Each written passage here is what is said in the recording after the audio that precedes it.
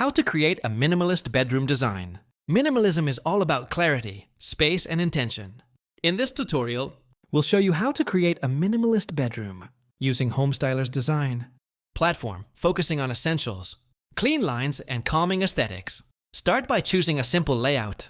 Avoid unnecessary furniture and clutter. A bed, side tables, and a dresser may be all you need. Use Homestyler to place and arrange these elements with precision, leaving space for movement and air. Color is key. Stick to a neutral palette. White, beige, soft gray, or earthy tones. Homestyler lets you preview wall and fabric colors in real time, helping you create a balanced, calming atmosphere. Light wood, concrete, and natural fabrics work well in a minimalist setting. For decor, less is more. Choose one or two statement pieces, a piece of art, a sculptural lamp, or a single plant. Use Homestyler's decor elements to experiment with placement and scale.